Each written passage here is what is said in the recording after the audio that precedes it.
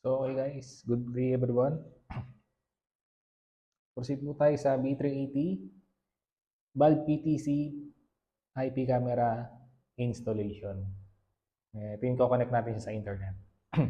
Okay? So, but before we proceed, paliwanag ko lang po yung ano ng camera natin. So, meron tayong camera. Ito po yung kanyang LED or yung ilaw. Kanyang speaker. Ito yung user ID. Memory card slot.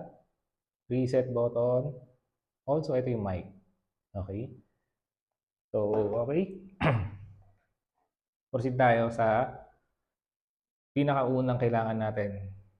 Okay? So, dito, sa ating cellphone, download tayo ng B380 Pro application. Okay?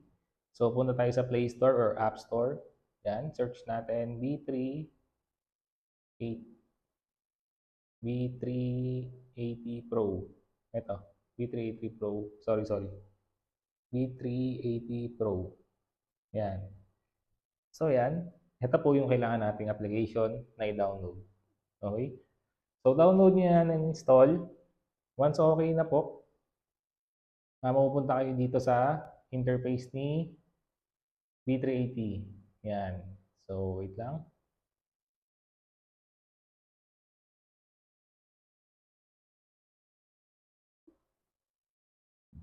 So, ito po yung interface ng application. So, unang-una natin gagawin is kailangan natin mag-register ng account. Okay, pag na-register na natin, pag nandito na tayo sa interface, sa registration, syempre, kailangan natin i-select yung Asia for the region, and then input nyo lang po yung email address nyo. Ito po, sample lang to. At gmail.com, kung Gmail or Yahoo Mail, kung ano man po yung email address nyo. Okay? So once okay na to, click nyo po yung next. Yan. Si B380 Pro, magpapadala po ng code doon sa email address. Okay? Sa email address nyo. Then, usually, napupunta siya sa inbox. Kapag wala po sa inbox, punta po kayo sa spam folder. Okay? So, pag okay na po, na-receive nyo na yung code, input nyo lang dito yung code, and then, magpo-proceed na po kayo sa creating of password. And kapag okay na po, na-finish nyo na, pupunta po kayo dito sa login page. Okay? So, click nyo lang yung login, enter nyo lang yung email address and password. So, since meron na po akong email and password, ilalagin ko na lang po siya. Yan. So, yan. Nakalagin na po ako and ito na po yung interface. So, tapos na po tayo sa first step. Sa pinakakailangan nating application na gagamitin dito sa ating installation. Okay? So, set aside muna natin itong phone. Proceed tayo dito sa power up ng ating device. Okay? So, ito, receptacle type siya since valve type. Pwede nyo naman po itong ilagay doon sa mga receptacle sa mga bahay nyo. Basta't meron po siyang power. So, make sure meron pong power itong ating IP camera. Okay? So, yan. Nilagyan ko na po siya ng power. So, yan. Wait na lang po muna natin. Yan. Iikot po yan.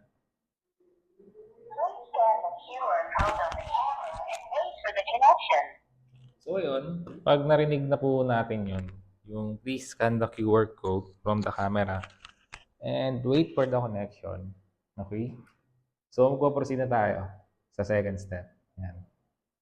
So, syempre, unang-una, po-proceed tayo sa B380 Pro. Yan. So, ito po, ang gagawin natin connection is set up with connecting to internet. Okay? So, ayan. Ito po yung interface ni B380 Pro. Ang first step na gagawin natin, we need to click Add Device. Okay? Pag naka-add device, scroll up natin. Click natin tong Wi-Fi camera. Okay? So, pag na-click na natin yung Wi-Fi camera, click natin tong AP hotspot connection. Okay. Dito, lalabas yung internet connection nyo or yung mismong Wi-Fi nyo. So, connect nyo na lang po kung ano po yung Wi-Fi nyo dito. So, ito po kasi Wi-Fi namin. Kukonect ko lang. Yan, input lang po yung password. Make sure tama po yung password na ilalagay nila. So, yan, para to make sure na tama yung password, pinutin nyo na lang po to. Itong parang logo na to. Yan. So, kapag okay na, tama naman po yung na-input yung password, click po yung confirm. Yan. So, mag-proceed tayo dito sa AP hotspot. So, dito po, kailangan na natin i-connect yung hotspot ni CCTV PTC version 1. So, ito, click natin yung connect to hotspot. Automatically, yan, click nyo lang I know. Automatically mare-redirect kayo sa Wi-Fi settings. Okay.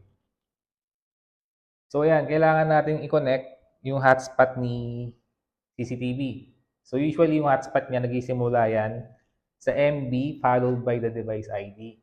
So, ano po ba yung hotspot? Or asan po ba yung hotspot? So, ito po yung device ID ni CCTV natin. Okay? So, MB plus yung device ID niya is ito. Yan. 66213-289.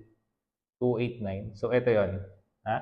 So, ang gawin natin, connect sa atin. Connect natin.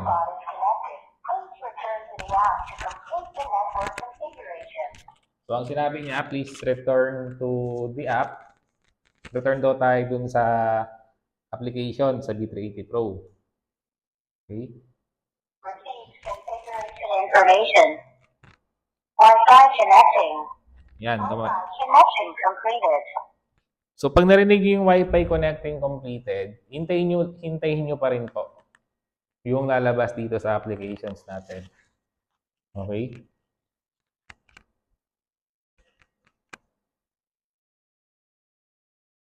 So, yan, hintayin lang po natin.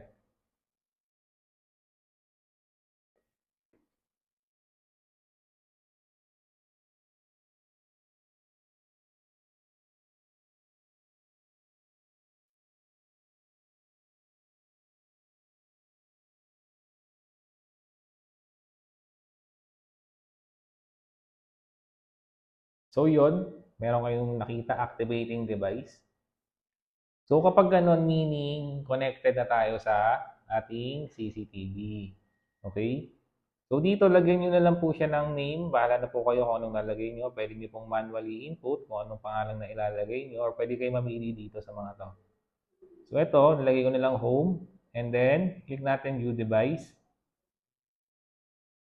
Yan. Connected na tayo sa ating CCTV. Kung makikita nyo, ito po yung internet status. Meaning, si camera connected na sa internet. Yan, ito po. Okay, so ayan, proceed naman po tayo sa mga function ni camera. Ano po ba yung mga function niya? So ito, isa-isahin po natin. Meron tayong tinatawag na PTC control. Yan. So ito po yung nagko-control dun sa angle ni camera. So yan, pwede nyo pong turn right, turn left, up, down. So okay, ito lang po yung control kung saan nyo po siya itututok. So, kayo na pong bahala dito kung saan niyo po siya gustong itutok na angle. Okay? And then, proceed naman po tayo. Kasi itong camera meron po siyang two-way audio. Okay? So, paano po ba yung two-way? Two-way na pwede po tayong marinig. Pag nagsalita tayo, maririnig tayo sa camera. And then, yung mga sounds or mga voice, maririnig natin galing sa camera kung ano yung nare-record or nasasagap niya. So, proceed mo muna tayo. Ito po pala lagi yung HD. Ito, itong SD na ito, lagi nyo po yung HD para high definition yung viewing. Okay? So, yan. Kadalasan kasi, naka-default po yan sa SD para po dun sa, depende po kasi sa internet connection. Okay? So, para marinig natin yung mga sounds galing sa camera, ito po, sa application, click nyo lang po itong speaker button na to. Ayan, para marinig nyo. Speaker button na to. Ayan, kasi naka-default na kami yan eh. So, pag kinlik nyo yan, so yun, makikita nyo na may naririnig tayong voice or sounds galing sa cellphone na galing sa camera. Okay? So, kaya ganun po kasi malapit. Kaya parang nag-e-echo siya. Parang yung mga mic din sa mga video, okay, ganun. Pag malapit dun sa speaker, ayun, nagkakaroon ng para maingay. So next naman, tayo naman po yung magsasalita sa may mismong cellphone. Okay? So try natin. Speak ako dito. Lapit ko lang yung speaker. Hello, hello. So yun, narinig nyo. Click and hold yan habang nagsasalita kayo. So yun po, yung tinatawag nating two-way audio. Okay? Ito lang, ayun po siya. Then, proceed pa po tayo sa ibang function ni camera. Okay? Sa ibang function niya, punta tayo sa more. Etong alarm, lapit ko lang yung camera. Pag tinagal on natin ito, Attention, you are under surveillance. Attention, you are under surveillance. Attention, you are so ayun, kung may maririnig nyo, may lumalabas na voice prompt dun sa camera na parang sabi niya is under surveillance ka. Parang ina-alert niya lang yung tao na, uy, may CCTV dito, under surveillance ka. So, optional lang naman po yan kung gagamitin nyo or hindi. Okay, ito, second one, light control. Okay, so pwede nyo po siyang i-manual. Sa light control kasi ito po siya. Yan. Ito yung mga light niya, yung mga dilaw. So yan, pag in-on natin to, yan, kung makikita nyo, nag-on na siya. Okay? Then pag in-off nyo naman po, off, automatically, mamamatay siya. Pag auto naman yan, kapag nadetect niya na madilim na, automatic mag-on yung ilaw niya. Okay, so ito, muna natin. Image settings. So ito naman, dapat to laging naka-auto. Automatic lang po yan. So bakit? Bigyan ko po kayong example.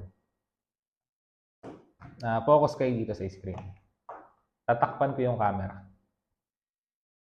Makikita nyo, madilim. Nakita nyo? Parang nag-black and white siya. Yan. Nag-black and white pala siya totally talaga. Naging black and white yung viewing niya. Okay? And then yan, bumalik. Ulit siya doon sa colored view. So, si camera, meron po siyang night vision na kapag nakadetect po siya ng dilim or totally kahit hindi na talaga hindi na visible sa mata mo kay camera, kapag ganun po yung nangyari kay camera, automatic magta-turn on yung night vision. Si night vision, kahit hindi visible sa mata ng tao, visible pa rin po kay camera. Yun nga lang, black and white. So, kaya importante, ito pong image settings, automatic lang po siya. Okay? So, proceed naman po tayo sa ito. Next. Inversion. Yan. Kung makikita nyo, pag i-click ko yan, nag-invert lang. Nag-upside down. For example, ito para mas malinaw. So, yun. Yan. Tingnan natin. Nag-upside down po yung viewing. Depende po yan. Paano nyo po siya in-insert. Kung paganyan. Pag paganyan po kasi nakabaliktad. So, i-invert nyo para maging straight yung viewing. Okay? So, yun. Then, ito pa. Motion tracking. So, ito. Toggle on natin. Motion tracking. Yan. Sample Ito si camera. Okay? Ito yung kamay ko. Yan. So, yan. Kung makikita nyo, gumagalaw si camera, di ba? So, ito po, si motion tracking, kapag meron po siyang object na na-detect na gumagalaw, susundan po niya yun. Okay? So, turn na po muna natin para mas clear. Susundan po niya yung mismong object kung saan pumunta. Susundan po ng camera. Ayun po yung tinatawag na object detection. Okay? So, nasa inyo po kung i-on nyo yan. Okay? So,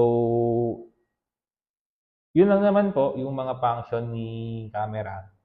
So, ito, connected tayo sa internet. Anytime, anywhere, basta si camera connected sa internet. And then si ating cellphone, meron po tayong data connection or meron din po siyang, nakakonect din po siya sa ibang wifi. Mabiview po natin si camera kahit nasan tayo. Okay? So, yun lang naman po. Make sure lang po, strong internet connection, yung pagkoconnect na natin ng Wi-Fi para sa viewing, smooth po ang viewing natin. Okay? So, yun naman po ang step-by-step procedure dito po sa installation ng ating Valve CCTV PTC version 1 B380. Maraming salamat po.